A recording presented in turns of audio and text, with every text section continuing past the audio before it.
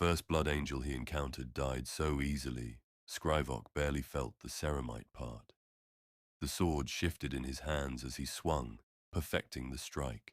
The edge cleaved through the warrior's helm, cutting it in half and passing deep into his torso.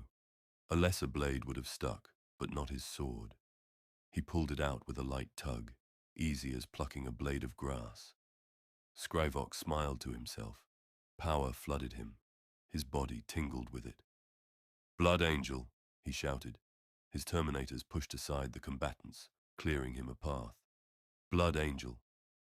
The ramparts were broad but crammed with fighters. The fighting was close and dirty work. There was little room for finesse. Another Blood Angel died to Skraivok's blows. The Atramentar laid about themselves, the booming of their power fists and the roar of their heavier weapons drawing the attention of one of the Blood Angel's ancients. It crushed the space marine it was fighting and threw down the leaking body. Bullets sprayed from its rotary cannon. One of the Atramentar was hit hundreds of times. The cannon overloaded his field generator, chewed through his layered ceramite and plasteel, and tore into the adamantium frame beneath. The man died inside his giant suit and fell over heavily. "Deal with that for me, would you, Sergeant?" said Skraivok. "I do not wish to be distracted. I will have that captain's skin for my cloak." "Our role is to protect the leader of—" "Do it!" shrieked Skraivok. "Bring it down." His sergeant said no more but moved with his men to engage the dreadnought. Skraivok pushed on. The lines of the two warring legions were by now thoroughly blended. Bodies clogged the rampart. Footing was treacherous, but the enemy captain was near. "Blood Angel!" Skraivok yelled joyfully. "Face me!" The Blood Angel finished his opponent and turned to face the Night Lord. Upon his left pauldron, his name was emblazoned across a scroll plate, just legible under rivulets of blood. Skraivok's eyes widened. "Raldoron," he said, disbelief thick in his voice. "The legendary Raldoron." He made a few passes with his sword, reveling in its lightness, in its killing edge. "This will be a day to celebrate, the day I slew the hero of the Blood Angels." He saluted and declaimed pompously, "I am Gendor Skraivok, the Painted Count, Lord Commander of the Night Lord's Legion, and I am your end." The Blood Angel was unimpressed. "Never heard of you," he said, and came into attack, his power sword buzzing. Skraivok laughed and parried. The demon sword moved with a mind of its own. To block the blow so fast, Raldoron was almost taken down by Skraivok's riposte, only a wild slicing deflection turning it aside. A second strike was thus deflected by Raldoron, and a third. The first captain of the Blood Angels was as good as his reputation suggested, but Skraivok was filled with sorcerous foreknowledge and supernatural speed. He saw an opening and moved in for the kill. He missed. He was too slow. Raldoron sidestepped the blow and twisted it aside with a slight flick of his blade. Skraivok stepped back. The delicious feeling of power was gone. The world lost its sheen. He was in the rain, on the wall, surrounded by the dead, and he could not beat this man. Panic gripped Skraivok's gut. The blade was heavy. It would not respond as it had. Where before it accentuated his skills, lending him greater speed and strength, now it did nothing. Raldoron pressed his attack, battering at Skraivok with a flurry of blows that he could barely deflect.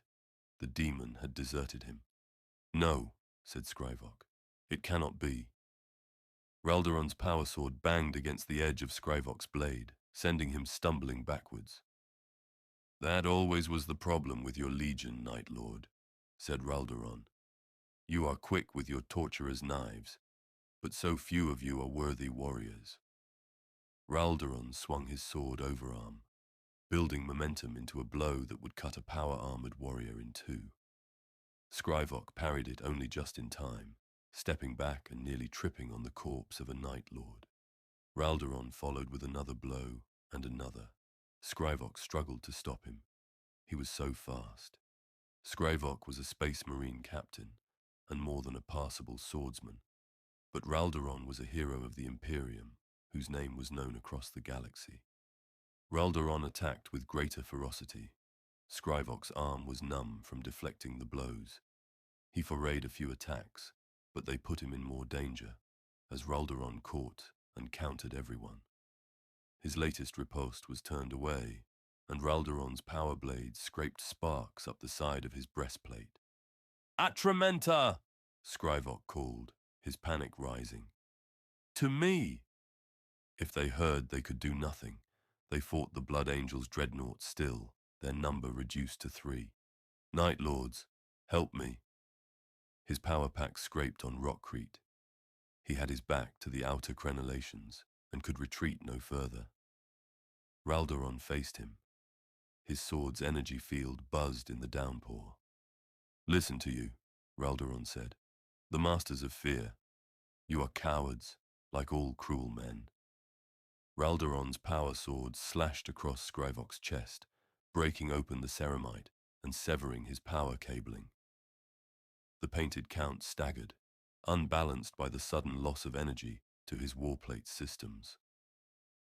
Raldoron lunged forwards, stunning Skraivok further with a blow to the face from the punch guard of his sword. Cracks crazed over Skraivok's eye lenses. His faceplate systems fizzed and broke down into a display of meaningless blocks. He feebly attempted to parry, but Raldoron smashed it aside and turned the blade downwards, his own sword cutting deep into Skraivok's greave, cleaving through ceramite, undersuit and flesh, and sliding into the bone. Skraivok staggered to the side, slipped and fell backwards into the chute of a crenelle.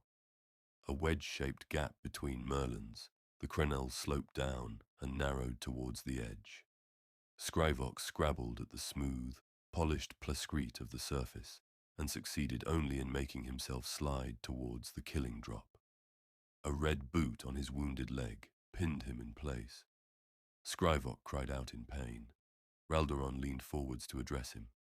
"You are and always were an evil legion. You took the Emperor's mission and twisted it. Selfish, monstrous, tormentors of the weak," snarled Raldoron. "If Horus had not turned, I would have gladly led the hunt for your kind myself. I thank you from my heart that you came to my sword and saved me the trouble of looking." He shifted the weight of his foot, bringing another cry from Skraivok. "Wait," the painted count said. "I give you my surrender. You beat me. I am your prisoner." "There can be no prisoners in this war," said Raldoron. "How much mercy have you shown to all those that you harmed? I have as much mercy for you as you had for them. Now get off my wall." He shoved hard with his foot, sending Skraivok skidding towards the drop. The Night Lord dropped the demon sword to grip at the polished rockcrete with both of his hands, but there was no purchase on the blood-slick surface. He managed to brace himself on the merlin's rounded corners with his elbows, and for a moment he thought he might save himself. He looked up to see the Blood Angel still staring at him. "You are a pompous man," Skraivok said. Raldoron raised his bolt pistol. Screaming in defiance, Skraivok shoved himself over the edge, whence he plummeted, reaching terminal velocity long before he hit the ground and the stone broke him. After what felt like an eternity of bloodshed and chaos, a broken man in broken armor stirred at the foot of the wall. A single casualty among thousands, he was not noticed in the battle's aftermath by either side. Gendor Skraivok was dying. The fall had brought him down across a lump of rockcrete, and his back had shattered on it. He could move his arms. Everything below his shoulders might as well have been sculpted from clay. The hum of his warsuit's reactor had stopped. No power ran through the armor's systems, and much of its ceramite shell was broken open. Skraivok could see very little past his collar and his pauldrons. The walls soared above him, as if placed there with the sole purpose of framing the sky, where the living art of orbital bombardment danced in ever-changing patterns on the aegis. From a lump of stone, his helmet looked at him accusingly, having been torn off as he slammed into the wall. It had contrived to land upright, solely, it seemed, to silently condemn him with cracked glass eyes. Blood was leaking into Skraivok's mouth. He spat weakly to the side, an action that stabbed his organs with 100 knives of agony. The blood flowed faster than he could spit. He groaned. If his other injuries did not kill him first, he was going to drown in his own vitae. Gendor Skraivok did not wish to die. "Demon," he whispered. "Demon." He patted the ground to his left and his right. Amazingly, his hand touched the familiar hilt of his warp blade. Gripping it cost him greatly in pain, but he managed to bring the weapon onto his chest, where it clanked against his armor. "Demon, can you hear me?" He spat again. Blood was running down his throat. The sword trembled. "You are here with me," he croaked in relief. Skraivok's smile became an expression of dismay as the metal's trembling turned to shaking so pronounced it clattered on his armor. The blade began to fizz, boiling off into black smoke that fled upwards towards the flaring sky. "No," he said. "No, demon, wait, do not desert me." The rattling died away as the weapon evaporated into nothing. Skraivok stared at his empty hand. "I don't want to die," he said weakly. He felt intensely sorry for himself. "I'm not ready. Demon, demon. I have not deserted you, Gendor Skraivok. Not yet." Dragging footsteps approached. Skraivok turned his head. Relief turned to horror at what he saw. The demon came fully formed, solid as a man of flesh and blood. It was a scrawny thing with skin covered in tumorous lumps. Its head had something of the equine to it, being long, with eyes set far back and to the side of its face. The teeth were predatory, however, sharp along the front, large incisors lying neatly together, like the scissor blade tusks of Terran boars. The head carried 4 short growths that were more knobbles than horns. Its ears, Skraivok noted, were very small and delicate. It came closer. "Get away from me." Skraivok gasped, suddenly afraid. A famine-swollen belly dangled from an emaciated ribcage. Its legs were knock-kneed. It limped. Its arms were overly long, held awkwardly across its body, with grasping, twitching fingers covered in warts. Dragging misshapen feet, it approached Skraivok slowly, as if bashful, unsure of how to greet a potential mate. But Skraivok could see even from his limited view how triumphant it felt. "Do not be afraid. I am your sword. I am your demon. We spoke before, on Sotha, you and I. We are important to one another. I do not know you. I have many forms and many names. You know me well and always have, as you shall soon see. The walls between our spheres are breached. I can be here now thanks to my connection with you. Others of my kind will come soon enough, but not for you. I am the first, and you are mine." It came to a halt at Skraivok's side and looked up at the continuing battle. Soon, the anathema will fall, and this sphere of being will be like ours. It stared down at Skraivok with huge brown eyes that might have been beautiful in another creature, but in its lumpen face were abhorrent. Thick, clear fluid wept from them, dribbling down its long snout and coating its teeth. "Now what do we do with you, I wonder?" The Neverborn knelt over him and rested a knotted hand upon Skraivok's broken armor. Its fingers dabbled in his blood. "Why did you leave me on the wall?" said Skraivok. "Because I could," it said. Its voice was wet and labored. "Because you needed a lesson. I made you strong, Skraivok, and you assumed that strength was your own. You are a traitor and a murderer. Ruthlessness and a little cunning are your only gifts, but you mistook my talents for yours." It snickered. Can you imagine the painted count thought himself the equal of the first captain of the Blood Angels? A priceless error. "I slew Lord Shang," croaked Skraivok. "I slew Lord Shang," countered the demon, "not you. Truly you are gloriously arrogant," it said with satisfaction. "A fitting bond soul for me. We shall have such times, you and I." I am a captain of the Night Lords. You are, the demon said, patting him. But you cheated your way to your command. You never had the patience or the discipline to properly master the gifts the anathema bestowed upon your mortal body. You are no warrior, Skraivok. You never were. You are a parasite. You are a gutter politician. You are devious and false, nothing more. What do you want of me? Skraivok said. His life was ebbing away. Not long now. He almost welcomed it. You have a choice to make, it said with relish. You can die here now, and your soul will flee into the warp, where it will be torn to pieces by my kin who dwell there. The alternative? His eyes were heavy. Blood dribbled into his lungs. The Neverborn leaned closer and whispered with rank breath into his ear.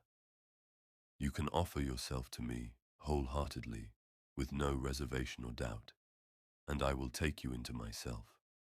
You will become a part of me, and I will become a part of you. Together, we shall live forever, and freely tread the materium and immaterium both. We shall bring such pain upon this sphere of being that it will wound the very light of the stars. I will die otherwise, he said. You will do more than die. You will cease to be. Then yes, said Skraivok. Yes, anything but death. Anything, crooned the demon. Yes, said Skraivok. Fear sent a last jolt of energy into him. He lifted his head. Anything. Then say the words, growled the Neverborn. Its thin lips were close enough to kiss. The fluid from its eyes dripped onto Skraivok's face. I pledge myself to you. I shall become yours. You will be me and I will be you. Is that right? Is that right? Please do not let me die. The demon chuckled. I chose you so well. Yes, those words will suffice. This is your first lesson. The form of the words do not matter, only their sincerity. And I see that for the first time in your life, Gendor Skraivok, you are sincere. I am. I am. A long, reeking tongue slipped between the demon's lips, furred green and ulcerous, and pushed roughly into Skraivok's mouth. It slithered into his throat, growing longer and thicker, plunging down inside him, blocking off his air, choking him. The demon's mouth parted wider and wider. The tongue grew thicker while the rest of the being deflated, pouring itself through the serpent of its tongue into the Night Lord. Skraivok goggled and choked, his eyes wide with terror.